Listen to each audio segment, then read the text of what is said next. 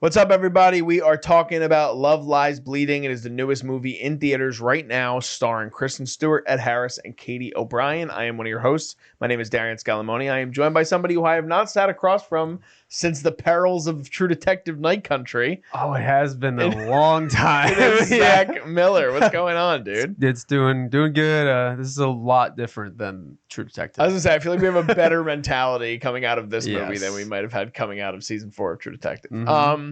But so Love Lies Bleeding, if you guys aren't aware of what this movie is, try to give you as much context without spoiling anything in the beginning, and then of course we'll warn you guys of spoilers.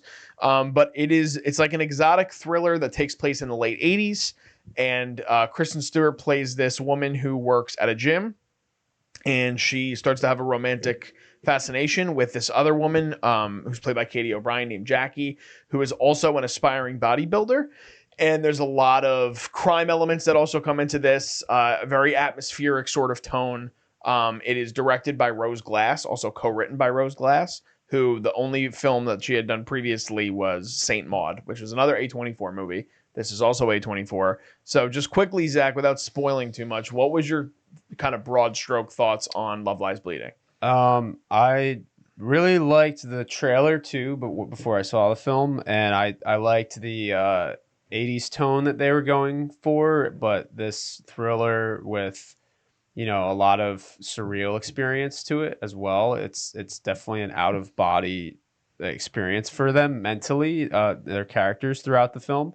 So I was interested to see how they would intertwine those elements with a narrative thriller, and then they have just it's a very interesting relationship between Katy O'Brian and Kristen Stewart, for just the fact that we haven't seen a lot of like gym body relationships and things like that, and then having Katy O'Brian kind of go on this roid rage tangent along with Kristen Stewart trying to escape the prowls of her father. Like, that was very interesting and unique to me. So, and then when you add the 80s nostalgic side of it too, it was paying off to be like a really solid movie, and one of the better ones from A24 in a little bit, I think. Yeah, So, I was gonna say, yeah. going off of and I like how you brought up the relationship between Kristen Stewart and her father's character, who is played by Ed Harris. It's not a typical cat and mouse story, which I also like. It's not that sort of, oh, he's the bad guy, and there's a lot of indication that he is evil and he's doing all the wrong things, because he actually does a lot of, I guess, objectively good things throughout the movie, trying to help out, whether it's her sister's character that's played by Jenna Malone, or he's looking out. I mean, he helps Katy O'Brian get a job as soon as she moves there to try to, again, win this bodybuilding competition down in Vegas. So the relationship between the two of them is very interesting, and it takes a turn, obviously, when there's a major turning point, which we won't get into yet because it's a big spoiler. But something that sort of sets the story into motion. But I do agree with you, too, in terms of just the way they were able to establish this very specific world that we were stepping into. And you were talking about how there was the relationship between like a gym body and then like, I mean, I get Kristen Stewart's character also is a gym body, but Katy O'Brian, obviously, not only it's essential to her character, but physically you could just see that she's an aspiring bodybuilder too. Yeah, she's humongous in this movie, and she looks beautiful in it, and she does a beautiful job acting wise as well. But it's also the fact that like it's a queer love story at the same time, that I think it does a good job of paying tribute to what that means for the story and for the world as well, and sort of the effect that has on all the other characters in the movie. But it has a lot of different genres. This movie, it's a crime movie, it's a period piece, obviously from the late 80s. It's a thriller. It's erotic. It has this sort of magical realism to it, which I think caught all of us by surprise. There are definitely some moments that have you gutturally being like, what the fuck is happening? Like out loud in the movie. So how did that kind of stuff hit you when it was coming at you as well? Yeah, so a lot of it, I would say probably like 3/4 of the film, it's used more as like a psychological trope. And then by the end, there was a couple moments where I was like, did that actually happen, or was that something that I was imagining, or that they were imagining, And then what was I trying to unpack from that situation? And specifically at the end, I was kind of like, whoa, that was so different from what I expected to happen. Like, you know, we're looking for that classic like shootout, and then something happens to one of the loved ones, but that was such a left turn. It took me by complete surprise. And I don't think it's that it was a bad thing. I think it was just so different from like what was going to come. I actually didn't not like any of the tone or the approach that they did to the narrative. I respected the different creative choices that they made for this. So I didn't have a problem with anything. It was just very different. And I think if I went back and revisited it, I would appreciate more of the changes, or the changes from a traditional narrative that they did. Yeah, absolutely. I think too, a lot of this movie taps into a little bit of like a neo-noir sort of feel. Like I did get elements of Drive. And did you see last year Infinity Pool? No, you know what? I haven't seen that yet. It also reminded me a little bit of that. It's a little bit more horror, kind of in the horror realm with Infinity Pool. But Rose's last film, Saint Maud, is a heavy horror movie.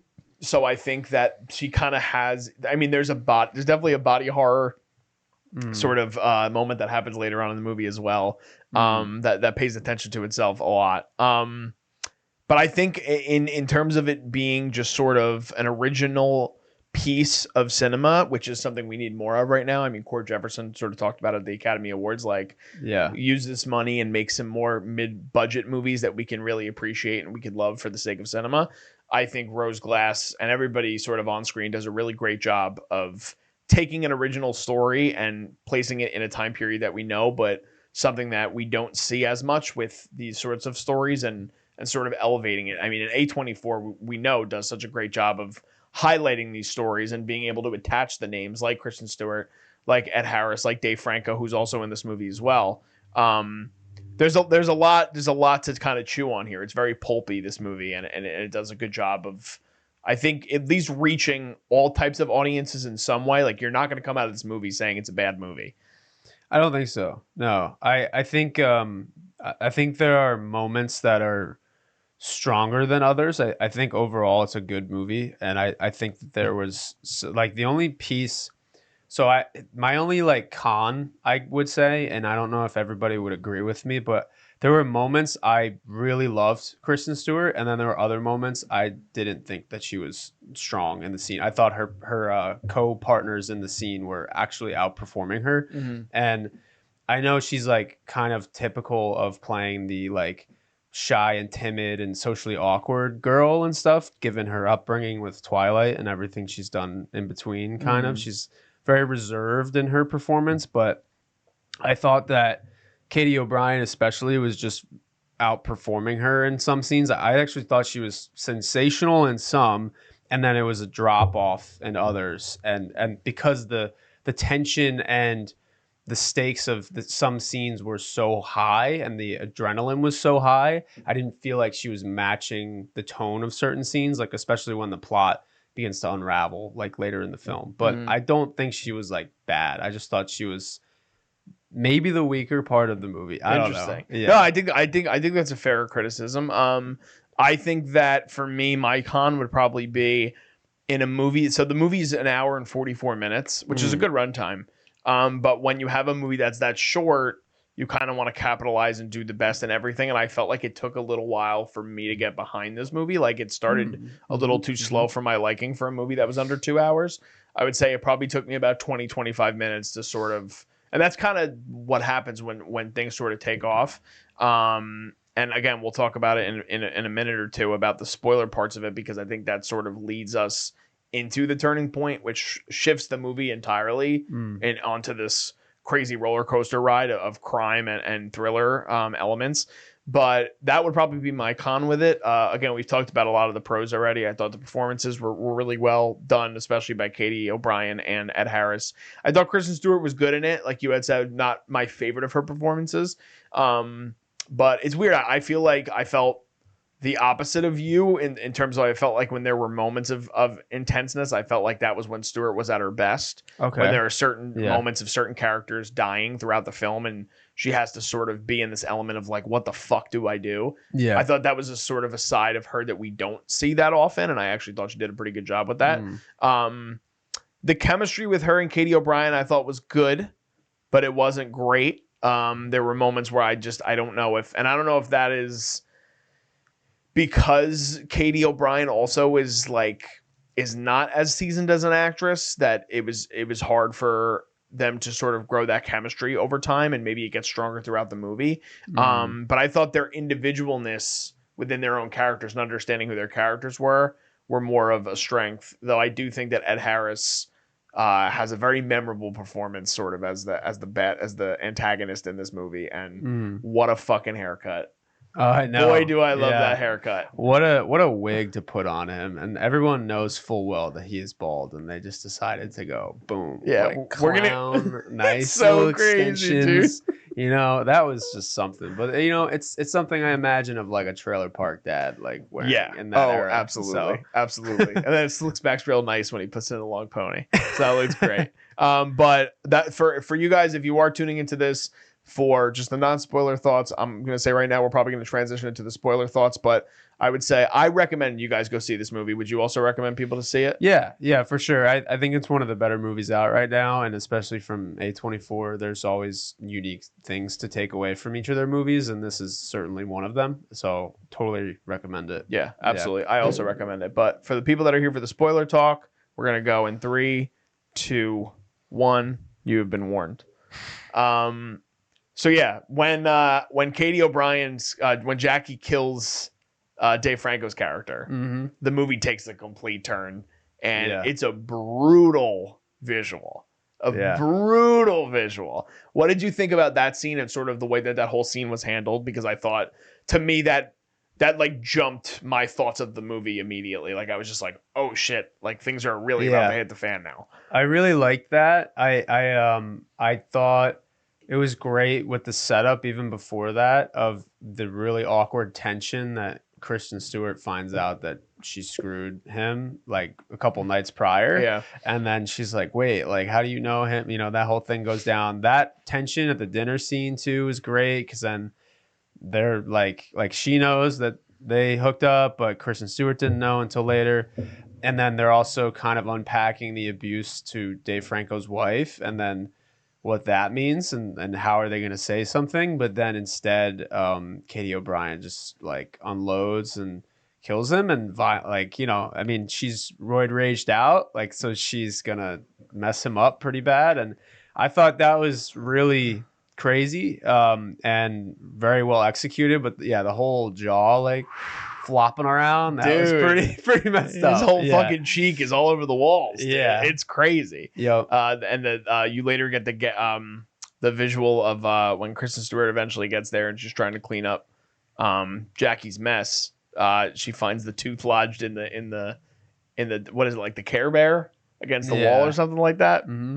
It's really well done. As soon as things start to get more bloody and more pulpy in terms of and I think that's I having not seen Saint Maud, so I really don't know much about it. I think that it's a good territory for Rose Glass. I felt like for someone who's a newer director, I felt like she did a really good job of handling and balancing multiple genres. Yeah. Sort of, and I think the thriller elements of the movie actually helped the movie dramatically. I think that maybe in terms of I'm curious, I'm actually going to look into it, because I thought that another thing that was a little bit, I thought the script was just okay. There were certain moments where you would have characters interacting with one another where I was just like, this kind of just feels bland, and it doesn't feel like I'm learning anything. It's just kind of passing dialogue. I did think the one scene at the Coke machine in the hospital between Ed Harris and Kristen Stewart, that was great, as well as the phone call they have later on in the movie. But there were even, again, and maybe it's the script and maybe it was the chemistry, but there were certain scenes between Lou, who's Kristen Stewart's character, and Jackie that it didn't feel all there to me. I don't know if that was just me or if you also felt that. I'd have to watch it again, but I thought it was decent. I think I like how what I guess I didn't like was that as the chaos was unraveling, their characters were growing further apart, because then Katy O'Brian goes to Vegas for the bodybuilding competition, and then Kristen Stewart's dealing with all of the crap at home with her brother dying. And so they are kind of thrown apart most of the second half of the movie. And then by the end, them coming together. I just felt like maybe by the end, there was nothing really redeemable about Katie's character. Because, you know, like Kristen Stewart comes to Ed Harris's house and like finds her tied up and then unties her and she's still going crazy and like she's shooting the gun. Like there's nothing you could do to help her at that point, I guess. So, you know, being so invested in loving, I guess I didn't believe at the very end necessarily. You know, it just didn't seem like I get that Katie got her to feel a different way because, and like, oh, she's coming to a new town and she's experienced nothing outside of it. But once shit hits the fan, it's kind of like you would give that up, I guess. And, you know, I guess the narrative was going with, all right, she's madly in love and she's going to do whatever it takes. But then at the same time, her character was very grounded and thinking logically while Katie's was not and juiced up. So I think that was the juxtaposition that threw me a little bit. Yeah, I agree. Yeah. I think that one of the cons for me has to probably be their chemistry because I do think part of it actually might be just in terms of just like think about. I mean, Kristen Stewart's been acting since she was a kid. Like literally has so much experience working with all different types of actors and learning about chemistry and understanding sort of what that is. And this is like the big coming out party for Katy O'Brian. Like she had done. Obviously, The Mandalorian, she was known for doing a part, like a memorable part, though it being a bit part, as well as being one of the supporting characters in Ant-Man and the Wasp: Quantumania. So, but a lot of that also isn't character work. A lot of that is sort of showy and showing that she could do action, which obviously she can, and she does more action in this movie as well. But she's still sort of a green actor. So I think that this is a really great first showcase for her and something to be working with an up and coming great indie director and working with A24 and working alongside people with real great acting chops like Ed Harris and Kristen Stewart. She's gonna learn a lot from this experience, I would think, though. But let's talk quickly and then we can wrap up the two sort of weird ass moments that happen where one of them happens when Jackie is on stage, sort of doing her bodybuilding. She gets to the bodybuilding convention. She gets on stage, and she's kind of coming down from this crazy high of all the steroids that she had been taking. Yeah. And she visualizes, it's not real, but she visualizes that Lou is backstage and says, "Go out there and fucking kill it, baby." So she goes out there and she's feeling herself and she's hitting all these poses and she's feeling great. And then all of a sudden, we get like this scene from Alien where like it feels like something is about to pop out of her chest. Yeah. And then she just vomits up Kristen Stewart, who's just covered in that was wild. In goo. Yeah. What was your I was like, what is about to happen right now? And is this real? Like, is it not real? I mean, like it was just kind of a crazy sequence to sort of see happen. And then obviously you get the pull away and you see that she's sort of imagining this and she vomited on stage. But what was your takeaway from that scene and your reaction to that scene in real time? You know, sometimes if I were to put this movie in the Met Gala, right, like and Kristen Stewart was popping out of someone's mouth and being thrown up, I don't know how I would unpack that personally. I couldn't go up to that visual and unpack that. I was trying to see if something correlated between like how she made her feel and like a loving thing, but you know, I can't comment too much on that because I'm still trying to understand what the significance of it was. Yeah, and the intention behind it in the beginning and just like why that specifically and why that action was playing to the scene and playing to their relationship. I would be interested to hear from her, Rose. From the director, I agree. I think there probably are articles out there that talks about it, but it felt very hallucinatory, and there are definitely other sequences throughout the film that feel like you're on hallucinogens. Yeah, like, definitely for sure.